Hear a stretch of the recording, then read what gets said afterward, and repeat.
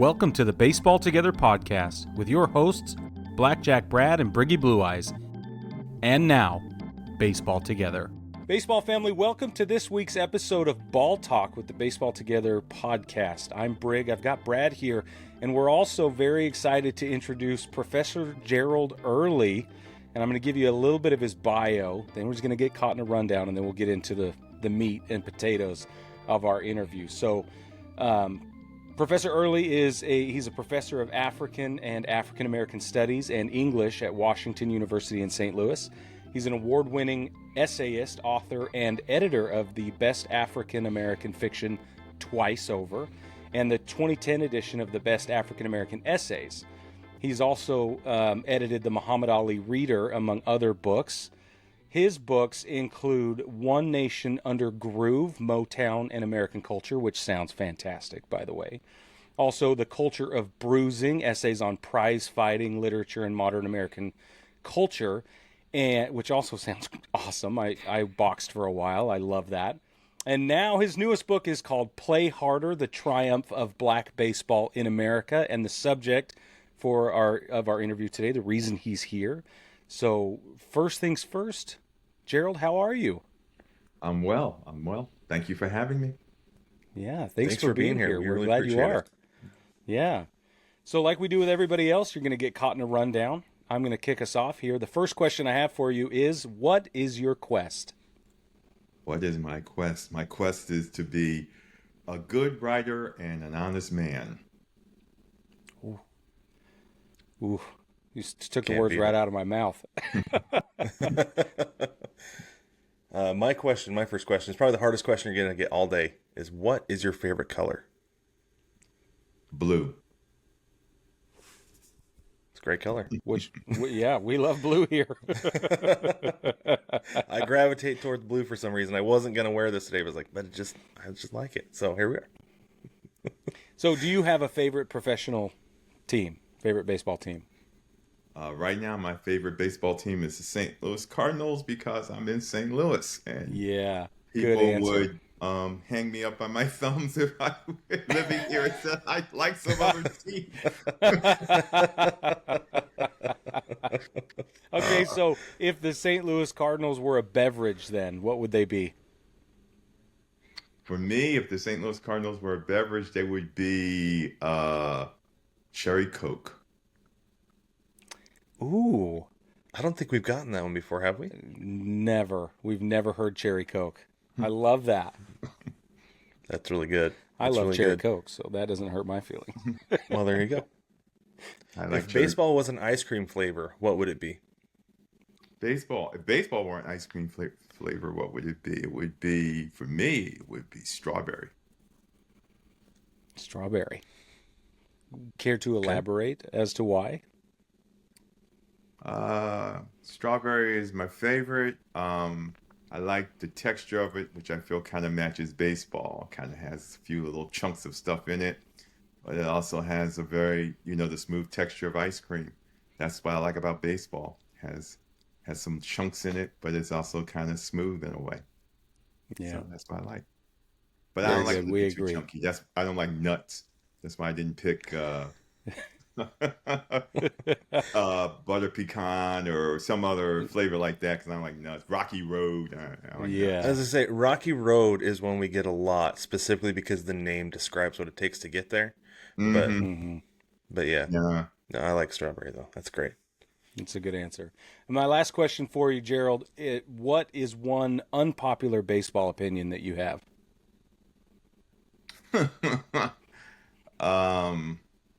That one unpopular opinion that there should be ties in baseball. That's an unpopular opinion.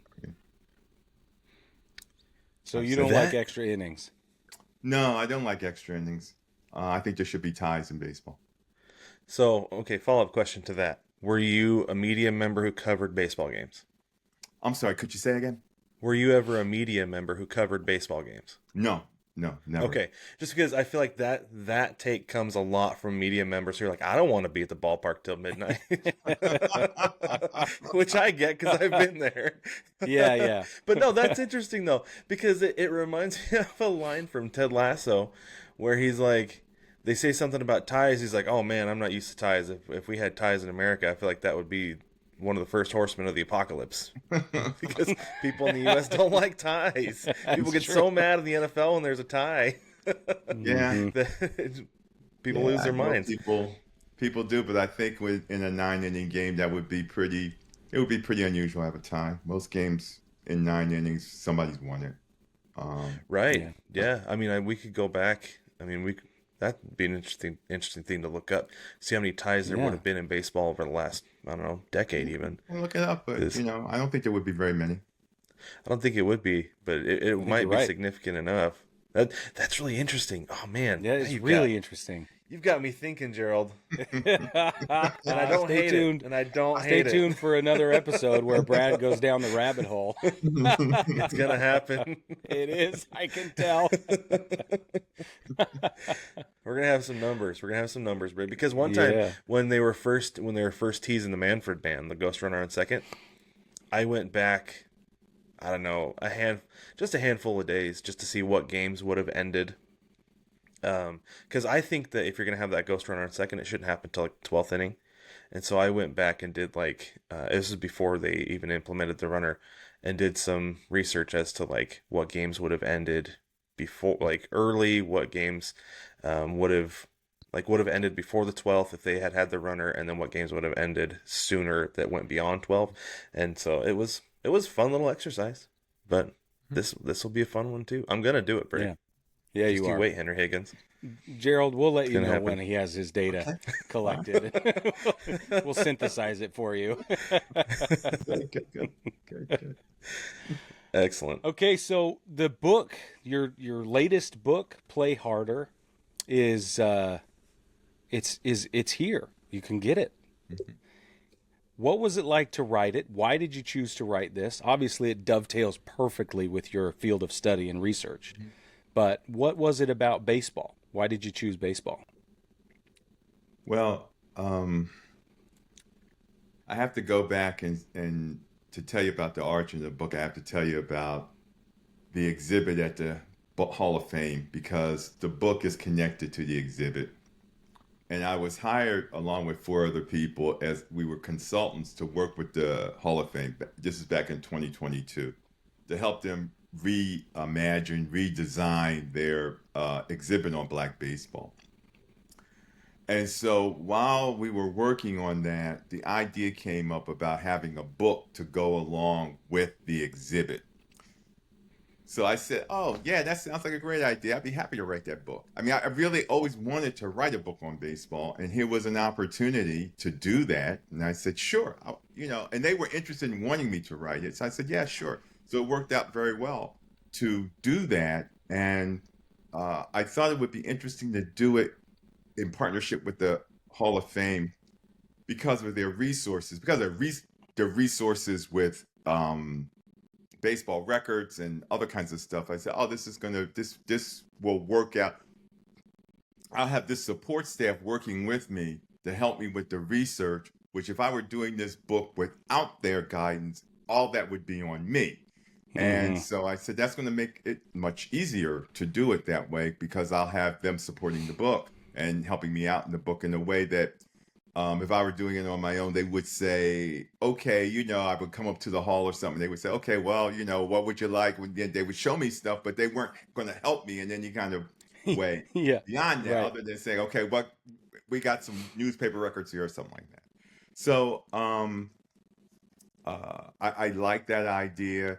And I like the idea that there would be a book accompanying the exhibit, because the exhibit was really important.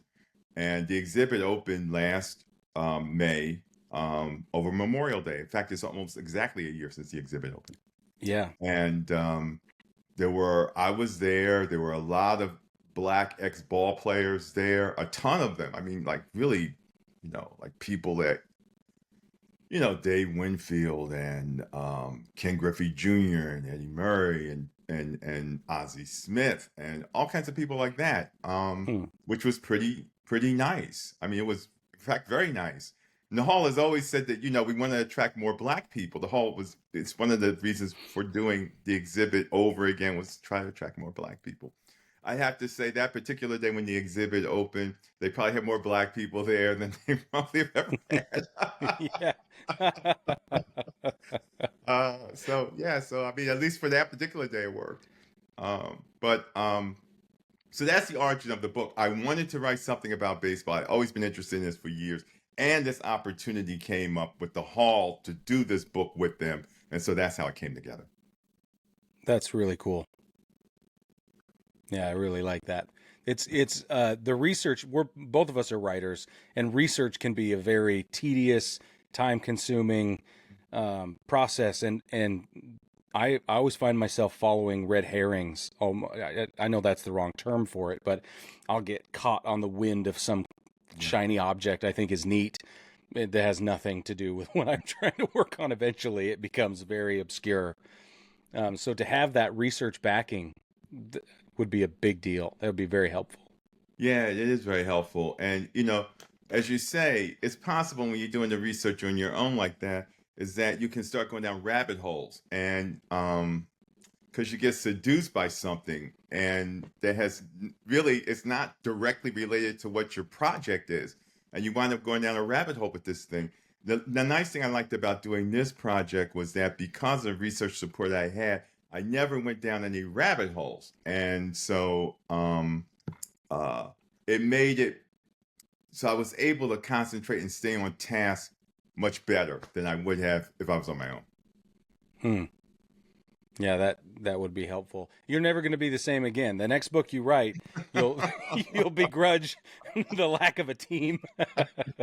Well, there was so much material that didn't get into this book, tons, that I'm already thinking about going to the Hall and saying, all the material they get into this one, let's do a sequel. So I'm already thinking about going to the Hall and doing a sequel. That's awesome. Now, that's That'd a be great really cool. idea. Yeah. So one of the things we like to ask authors when they come on is that very question. Tell us a story that didn't quite make it in the book that you lament not being able to or not having chosen to include or... Well, okay. There's a chapter, the very first chapter I wrote didn't make it into the book.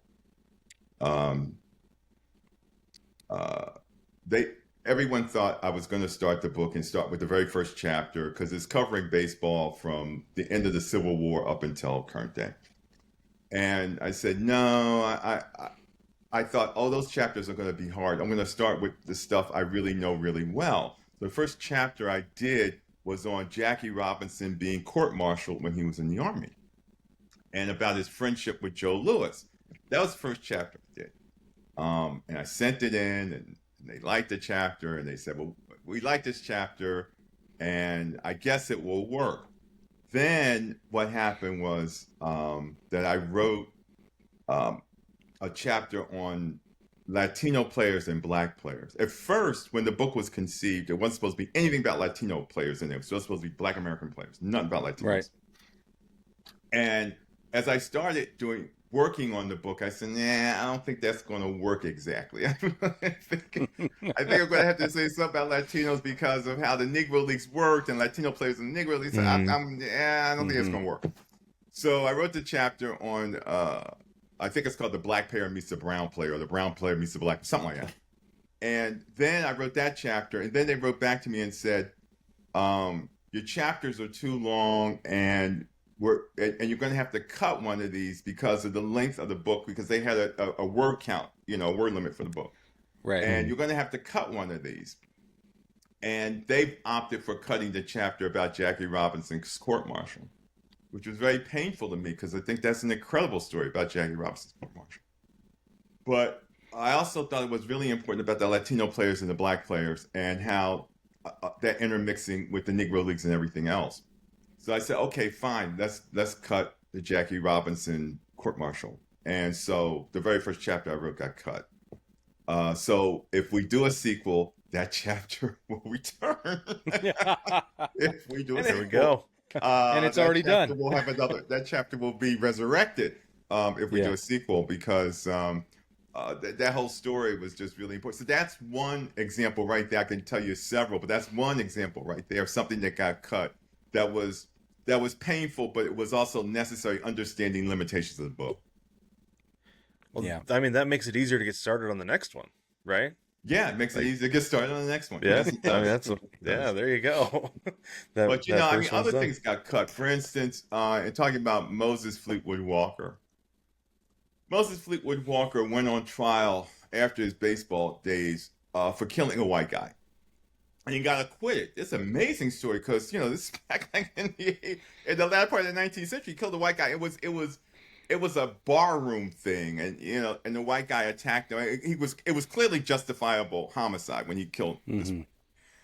And he got off, mostly because he was known as a baseball player, and the jury knew him as a baseball player and everything, and that helped him get off on this thing. Whoa! And if he had just been an ordinary black guy, he probably would have gotten off. Yeah. So the fact that he was a sports hero helped him get off, which I thought was really interesting, that even back in the 19th century, even during that time in America, a black guy being a sports hero helped him. It made him something special, made him something different. He stood out from the rest of the people of his race because he was a sports hero. Yeah. And so that got cut from the book too, for length reasons and stuff like that. I thought it was a fascinating story. So once again, this is something else I would put in a sequel. That kind of thing.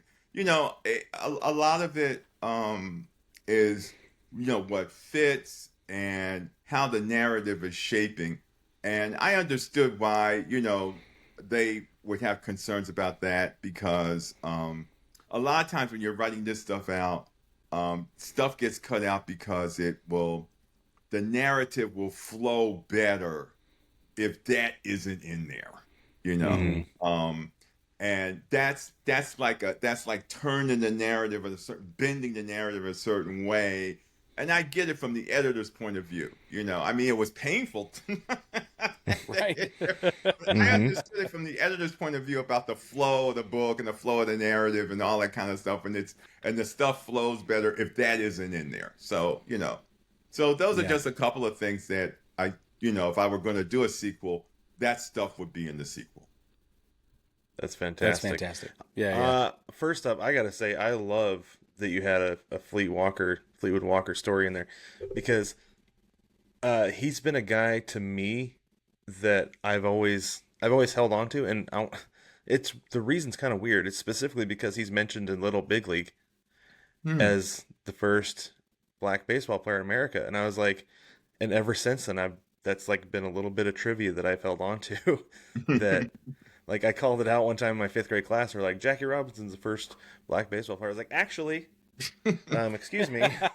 As a matter of fact, Brad's 10-year-old hand goes in the air. Yeah. Hang on. That's a cool story, though. I really like that a lot. That's great. Well, and how do you pick the stories, right? You're taking these lives, you're taking even just entire careers, let's say, and you're trying to distill them down to the essential, right? To the one moment or the one series of events that really communicates what you're trying to communicate. So how do you choose that? Like, that must be incredibly difficult. Yeah, but remember that the book is meant to accompany the exhibit. So some of the stuff that's in the exhibit is in the book. My job was to give a different take on it or elaborate on what was in the exhibit, or give somebody a different angle. But part of it was meant to that some of the people who were in the exhibit are in the book because it's meant to do that, and it's meant to kind of elaborate. So having the exhibit kind of helped determine in some ways what would be in the book. But it didn't determine everything that got in the book. Right. Because, other choices were made, or the angle that you decided to take was going to be different than the angle that was. Because, my job is not just to repeat what's in the exhibit. What's the point of that? I mean, the exhibit's there. Why repeat what's in the exhibit? So, you had to take a different kind of approach with some of the stuff, or a different kind of angle with some of it. Choosing it, yeah, it was hard because there's a lot of stuff out there, a lot of different people. Some people just had to be cut. I mean, there's a story I had in the book about the St. Louis Browns integrating in 1947. St. Louis Browns had two black players, Willard Brown and Hank Thompson, for not very long, for maybe a month or 6 weeks, something like that. I mean, it didn't stay very long. But the Browns got them because the Browns thought the Browns were a terrible team. And Browns got them because, oh, well, this is a kind of novelty, having some black guys on the team, and maybe we'll get more people to come to the ballpark because Jackie Robinson's really packing them in. So, the black guys, maybe a bunch of people will come. It didn't work that way. No, they didn't get more people to come. Yeah. And so the whole thing didn't work out. So they took a flyer on these guys and then sent them back to the Negro Leagues after a certain period. But I thought that was very interesting, and there was a story in the book about that, but it was cut, and that was fine that it was cut, because in trying to tell the story about integration and what happened, that's a kind of sideshow. I mean, that is interesting, but it's not the main event. And so the thing was to concentrate on Larry Doby and Robinson and Satchel Paige coming in, because they're like the main event. And that's the other stuff is Hank Thompson and Browns and everything. I mean, it's interesting, but it's not the main event, and you have to concentrate on the main things. Plus, you gotta have people coming to the book, and there's certain people that they definitely want in there. Right. People that if that person isn't in there, if that person isn't getting his due or something like that, they're going to be upset. Yeah. So certain people have to get their due, and certain people have to be in there. That's just the long and short of that. So makes sense. You had to do that. I remember that once when we were talking about the exhibit, we were talking about, why don't we do something really different with this exhibit on Black baseball? Let's not put Jackie Robinson in it. Huh? We were all, it was obviously we're talking crazy, but it was interesting that somebody said that, for a minute we said, boy, what would it be like if, for a minute we said, what would it be like if Jackie Robinson wasn't in it? How would you tell the story if you didn't put Jackie Robinson in? But I mean, that was just crazy talk, of course. That's really fun. Now hear me out. Yeah, no. And it's funny because like somebody who reads books like this, like if I would have gotten all the way through and been like, where was he? Where was Jackie? Right? Like, but yeah, that's wow. I'm always curious how long it takes to put stuff like this together. Like how long from that first time until it was complete? How long did that take? With this, I guess the first time at the hall. With the exhibit, or with the whole? Yeah, from the time the exhibit. Yeah. To the exhibit opening, it was 2 years. And I mean, for them to have done that, that's really, people were really putting the pedal to the metal. I mean, it was the curators were really working really, really hard to do that, because they had to strip down the whole thing. They had to bring in, carpenters and stuff to kind of rearrange it, because they were putting in technology now, because you got to put in interactive stuff, because they want to appeal to young people. Young people are not interested in going to a museum where you're looking at a whole bunch of pictures on the wall and something like that. They want buttons they can push that's going to talk to them and stuff like that. They aren't interested that kind of stuff. That's for people that kind of museum is for people my age. You go in there, you're looking at stuff on the walls. They want, it almost has to be almost like a game almost, to appeal to young people.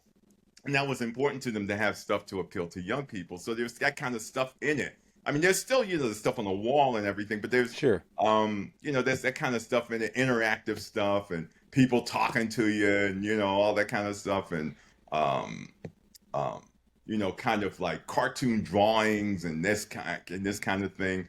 And a little video that introduces you to the exhibit and all that, press this button and it introduces you to it and all this kind of stuff. So it's all that kind of stuff to try to make it young people friendly. I mean, that was one of the aims. It was to say, oh, we have to make it young people friendly. It's got to have stuff in there for young. So that took 2 years. The book took 18 months. Okay. Oh, that's fast. That's fast. Yeah. That's really fast. That's really fast. But I'm coming into it already knowing a lot of stuff. So that helps. Yeah. It wasn't as though I got to get up to speed on the subject. I came into it already knowing a lot about the subject. So, so that helped. That was probably the only reason why it was possible to turn it around. But it had to be turned around quickly because they wanted it to come out not that long after the exhibit opened. So it came out a little bit before a year. It's like 11 months after the exhibit opened. So we had to do it within a year because after that, it won't seem as though it's really connected to the exhibit. So that's why we had to have that turnaround. But I understood that going into the project that it was going to be, it was going to have to be a really hard, fast job. And that's why it was so important having their support and everything. That really helped to make it possible to do it that quickly.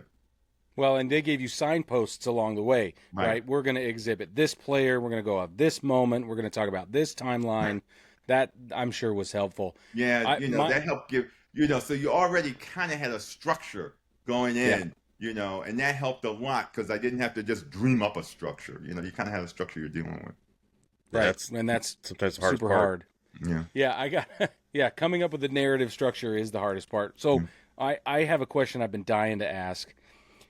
We know, and you touched on this already, we know about Robinson, we know about Doby, we know about Satchel Paige, and we've been learning more and more about them since the statistics were integrated finally, and books have come out since then as well. But who are the superstar, who are the celebrity black ball players that are maybe the next tier down, that deserve more attention, that are not, like I would think Cool Papa Bell maybe fits in that category. Josh Gibson probably certainly fits. Papa Bell would. Oscar Charleston would. Oscar Charleston was a tremendous player. Buck Leonard would. Willie Wells would.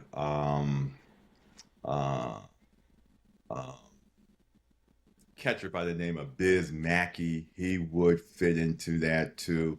He was the guy who taught Roy Campanella how to catch. So those guys would fit in. Those are guys I can think of off the top of my head, since I don't have the book in front of me. Those are guys I can think of off the top of my head who would be in that tier of guys who, as a result of with this thing with the statistics and everything, should probably wind up getting more recognition. And which they deserve because they were very serious ball players.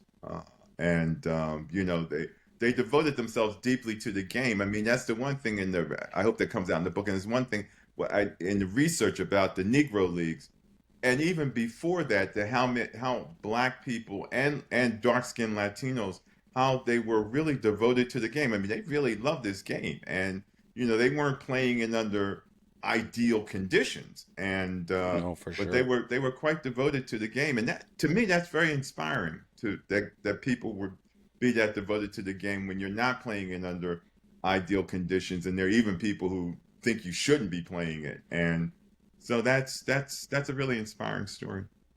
Well, and at one point, the Negro Leagues were outpacing the American Association, and in terms of attendance and popularity and things like that, which I think is a huge part of the narrative, because then didn't the owners get involved and start the white owners, right, got involved and started saying, nope, we got to shut this down. What are we going to do? Yeah, the Negro Leagues did have success, and it's surprising because they're working under more difficult conditions, and there are very few Negro League owners that own their own ballparks. So they got to rent them from the white owners and things like that. but they have built up, the black press had built up the game among black people. And there were a lot of white people also went to Negro League games. Oh yeah, for sure. And so the Negro Leagues had, had become a gate attraction. I mean, they were, really had become that. And, by 1940 through World War II, the Negro Leagues were quite profitable. I mean, Negro Leagues made money. I mean, the owners were making good money. I don't know if the players were making good money, but the owners were making good money with the Negro League. So, the Negro and the funny thing is that the second iteration of Negro Leagues, which started in 1934, is starting in the heart of the Depression. So you would think that, that's not the greatest time to start a business like this, but they did, and and it worked, and that says a lot, that there was an audience for it, and one, there was an audience for it, and two, the quality of the play was sufficient to make people respect the product and go back and watch these games. The people would not have watched these games if the quality of play had really been poor, if the quality of the competition had been poor. I mean, that's what you're selling. As Bob Costas once said, what you're selling when you're selling high-level athletics is you're selling competition. That's what people are going to see. That's what people want. Yeah. And so if that wasn't there, if the quality of play wasn't there, people would not have supported it. But, people supported it. And so that, that's a credit to these folks that that happened. Yeah, well, I mean, even like big league players knew the quality of play was there. Like Babe Ruth would go barnstorm, and from what I understand, was kind of petitioning for integration because he wanted the level of competition to be higher. Because, I mean, the game changed, entirely with integration for the better. Yeah, it changed. You're absolutely right. Because the players who came in, those players were by and large very successful as major league players, and black players began to. When you looked at the very elite players in the major leagues, once you got integration, black players were overrepresented among the very elite players in the league as time went along, and that was, it was stunning to people, but that was the case. Of course, it's obvious with somebody like Jackie Robinson, but Larry Doby didn't start out well, but he became an elite player. Then you look at guys like Don Newcomb, Roy Campanella, Ernie Banks coming in, Willie Mays, Hank Aaron, all these guys that played the Negro Leagues. All these guys wind up being Hall of Fame players. I mean, it was, so they upped the ante. And so, when you're doing that, it's like when you got the big influx of Latino players, when you started getting, people like Luis Tiant, Orlando Cepeda, and all those kind of people, that also upped the quality of the game because those guys, the Lou brothers and everything, those guys were good. Those guys were really good. Real good. I don't always think anybody's been as good as Clemente. I was just going to say the one. Yeah. Yeah, people ask me who the best right fielder in the history of baseball is, and I'm like, that's not even a question, man. It's not. It doesn't even. Why are you asking me that? You should know the answer. So I have a question. Speaking of owners, I know I've got to go back to this, but Rube Foster comes to mind, right? But the one Negro Leagues owner that I am just really fascinated by is Effa Manley. Because here you have a woman in a socioeconomic situation that doesn't make sense to everybody else. She's in an industry that people think she does not belong in, right? She's running this organization through the roof. I mean, she's having tremendous success. Does she, how do we tell her story better? Like, how do we give her more attention? Does she get attention in the book that you've written? Does. She gets attention in the book. There's no way about doing a book like this where she wasn't going to get special attention. She has her own section and everything. She gets special attention for sure. Good. She's the only woman in the Baseball Hall of Fame, which surprises people, but she is in the Baseball Hall of Fame. And She was this very outspoken woman, and she became really dominant among the Negro League owners. I mean, because she was so outspoken. And she was a very interesting woman because uh, it's not even really sure if Effa Manley was black. I mean, Effa Manley may have been white passing as black. I didn't know that. Yeah, Effa Manley, but Effa Manley grew up around black people. Right, right. And so Effa Manley always claimed, "Oh yeah, I'm black," but research has been done. I talked to Larry Lester, who's big, who's knows more about Negro League stuff than anybody. Says, "Yeah, Effa Manley's probably white." So here was a case of a white person passing for black. What? That is just, oh my God. That's wild. So that's really interesting. So yeah, her race is just up in the air, about that. So but I mean the evidence seems to be pretty strong that she was white. She passed herself off as a light-skinned black person, and it worked. She's been around black people, most of her life and everything. She married a black guy and everything, and so Abe Manley, who was the co-owner of the Brooklyn Eagles, which became the Newark Eagles, and so it was great. I mean, they developed a really good team. She was very outspoken about things, and she had certain kind of ideas about how the league should work. And the other owners didn't pay a lot of attention to her. They thought of her as an annoyance. Part of that's probably because she was a woman, and they probably thought, she's some bossy boots woman, and so I don't have to deal with that. And, guys are like that, some woman comes along and starts, I'm not dealing with that. Especially back then. But she was passionate about the Negro Leagues. I mean, she was really probably one of the most passionate owners and a deep believer in the Negro Leagues more than just as a business. I mean, she believed in the Negro Leagues as a mission. I mean, it was like a calling. Right. It wasn't just a business. She really looked at it beyond that. I mean, she thought of it as, this is something that is uplifting the race. This is something that's good for the race. This is something that's, and she looked at it much more in that kind of way. I mean, she was just really passionate about Negro League baseball. Yeah, That's since fantastic. I'm raising girls, and so I'm now more attuned to the female influence in baseball, obviously. Mm-hmm. And when I landed on Effa Manley's story, I thought, "Holy cow! Okay, here we have someone truly special that deserves more attention." So yeah, she does. I'm glad. Yeah, so she gets special attention in the book, no question. And not only because she's a woman, but because she was so important to the leagues and so outspoken. She criticized Jackie Robinson because Jackie Robinson had criticized, once he got to the Dodgers, he criticized the Negro Leagues. He only played the Negro Leagues for 1 year.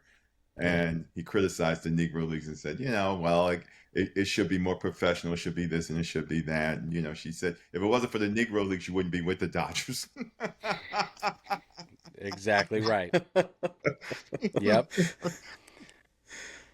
Firecracker. I like that. Awesome. That's so good. So I'm curious. My attention has been turned to Josh Gibson a lot over the last few years, like probably most people. But I was a catcher, so I have a real strong interest in him as a player. How do you think he would have done if he had gotten a shot at Major League Baseball? I think he would have been successful. I mean, I think he wanted to be a Major League ball player. That was his dream. I think he was frustrated. I think that's why he died young, because of being frustrated because he didn't make it into the major leagues. I think he felt, there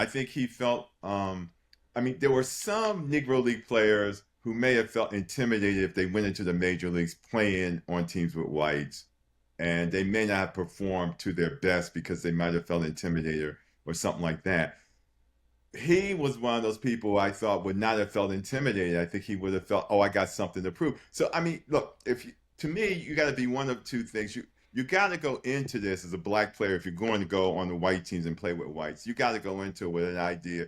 I got something to prove. You got to go into it a little bit with a kind of cocky attitude, a little bit with a chip on your shoulder about, I'm coming here. I'm as good as these guys. In fact, I think I might be better.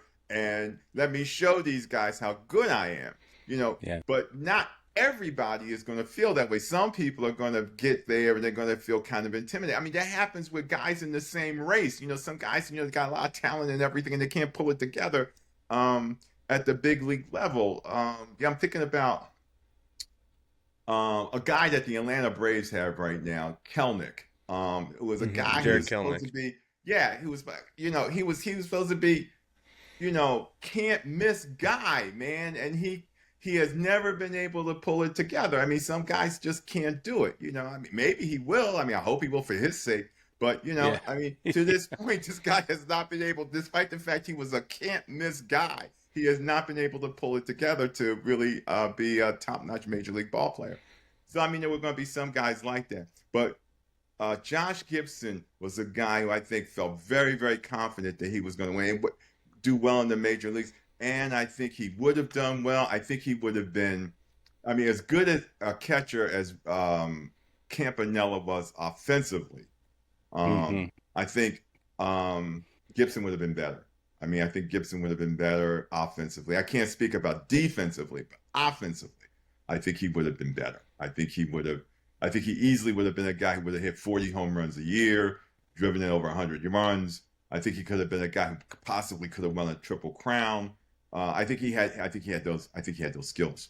I think he could have done it. And I think he had the makeup to do well in the major leagues. Now, whether he would have stayed as a catcher or not, I don't know, because I don't know how good he was defensively. And that's such a key defensive position. Maybe he would have wound up a first baseman if he wasn't too good defensively. But he had the offensive tools to be ferocious, I think, in Major League Baseball. So speaking of Gibson and speaking of his offense, we do a series every day we call Today in Baseball History. And just the other day, we covered Josh Gibson. He hit a home run at Forbes Field that the Pittsburgh Gazette described as being maybe the longest ever hit at Forbes Field, and it was measured at 450 feet. There are a lot of reports that think that is a conservative estimate. So I think you're right, based on what I know about Gibson, that he would have been just tremendous. He would have shocked people. Yeah, I think he would have. That's impressive, because those old ballparks, Forbes Field and some of those old ballparks were caverns. So I mean, that's pretty impressive. I looked up the dimensions. The center field distance that day would have been 457 feet. So if it no doubt cleared the wall without any question, then certainly that's conservative immediately. So Forbes Field, Polo Grounds, some of those ballparks had some, cavernous dimensions. I've been playing with my son on MLB The Show. I introduced him to the Polo Grounds. And he's like, "This is the weirdest park." I was like, "I know, but it's so cool, isn't it?" It's just this He's alley hitting doubles to straightaway center field that are like 500 feet. It really is. It's so funny. It looks like a football field eventually. Yeah, it does. Yeah, but that though, one thing that's been really cool about playing that game with him is that there is a team on there called the Groundbreakers, and so it's been really cool to be able to introduce him to. I mean, he knows about Jackie Robinson, but he didn't know about Josh Gibson, about Satchel Paige, and he's learning about Willie Mays, Hank Aaron. He's learning about all these players who came over from the Negro Leagues because they're in this game. And I always whenever I play, I always kick his butt when I'm in this team because they're so good. And so I put these guys in, I'm like, check this guy out. And so I'll tell him about these players. He's like, "Dad, that's really cool. Now stop hitting home runs against me." You're like, "It's not me, it's Gibson. I don't know what to tell you. I can't help it." So that's awesome. So I think Gibson would have been tremendous. I mean, it's a terrible loss that Satchel Paige didn't get a chance to be in the major leagues when he was in his prime. As a terrible loss. It's a terrible, it's sad when you think about some of those great players who didn't get a chance to play in the majors in their prime. They did get to play, as you guys mentioned, against Major League All-Star, barnstorming teams. and they were very successful playing against those guys. You know, the Major League All-Star, you know, when they were barnstorming, they won most of those games. They were very successful playing against them. You know, and I feel that you know, they're probably pretty motivated and wanted to prove something. Absolutely. Yeah. Yeah. All right, last question before we get out of here. This is a question I like to end every conversation we have with. What's a World Series pick this year? Who you got? I know it's May. I asked somebody in January, so we're gonna ask you too. Oh man! Oh man! Oh man! Oh man! Oh man! I'm gonna say the Philadelphia Phillies gonna go to the World Series. I'm gonna win the World Series. I would say the St. Louis Cardinals, but you guys would think that was too off the wall. But the Cardinals are playing. The Cardinals are actually playing very well right now. Suddenly, yeah. Well. But I'm gonna go with the Phillies. I grew up in Philadelphia, so I'm gonna go with the Phillies. Even though they lost their best reliever. Yeah. God. But, you know what though? The Braves also lost a good player. Or the same deal with the PEDs. Profar, yeah. Yeah. But they got Acuna back, so I think I'd take Acuna over Profar. But you know what, though? I think if I remember, I think that was my pick this year, wasn't it, Brig? That the Phillies are finally going to figure it out and win the World Series? I think you did. I like the Phillies. I think it's a good pick. Schwarber is, you know, really has become into his own as a player. I mean, he's not just... He used to be, to me, just a one-dimensional guy, you know, like some Pete Incaviglia kind of guy, hits home runs. But, you know, I think he's really become a complete offensive ball player, and I'm really impressed with him. And, you know, I really think that Harper is due for a grand moment. And so I'll go with the Phillies. I like it. Yeah, he's definitely due. Gerald, where can people find the book? It's all fine bookstores, whatever bookstores are still around. It's on Amazon, which is probably the easiest place to get it. It's on Amazon and easy to get. Just put in Clay Harder and you'll get it. And and they're also selling, if you happen to go up to the Baseball Hall of Fame, you know, they have it in their gift shop. As a matter of fact, we've tentatively set up that Dave Winfield and I would be there doing induction, signing the book. You know, I'm not the attraction, but Dave Winfield would definitely be the attraction. I'm sure a lot of people will buy the book because they want his autograph, and mine is kind of thrown in as a bonus. Yeah, that's awesome. Nice. All right, baseball family, we're going to wrap it up in just a moment, and we'll be right back with you.